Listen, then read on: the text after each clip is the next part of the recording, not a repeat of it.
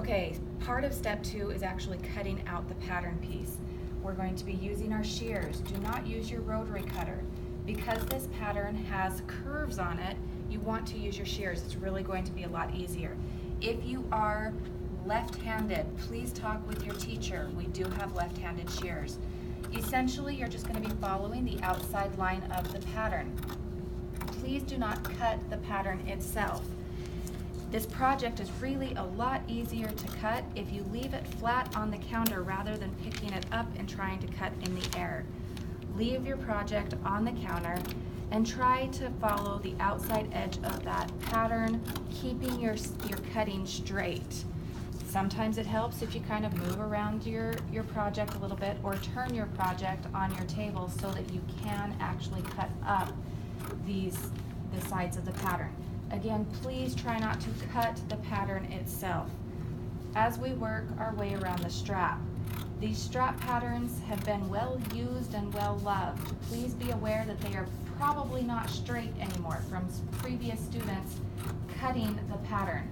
Try to cut your strap as straight as possible. It shouldn't be a wedge, it should be straight.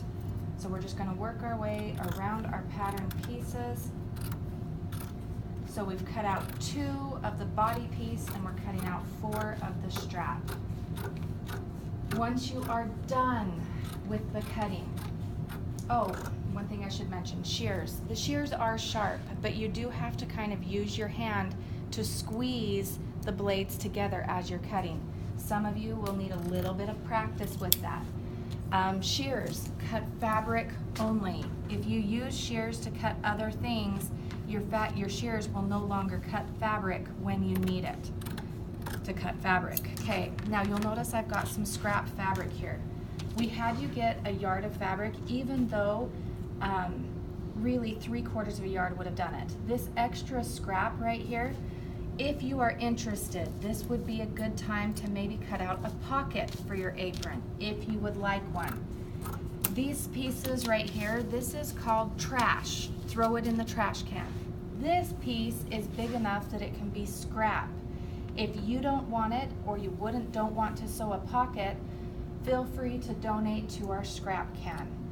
Once you are done cutting, you are going to remove all of the pins from your project and get them back into your pin cushion. Please do not put them on the counter because then they end up in the floor and then they end up in somebody's foot. We want to make sure that at the end of the hour, all of the patterns, pattern piece number 24, pattern piece number 24, get back into envelope number 24. We're going to refold up our pattern and get it back into the envelope that we got it out of. And you're going to return this pattern to your teacher, and you are now ready to move on to step 3.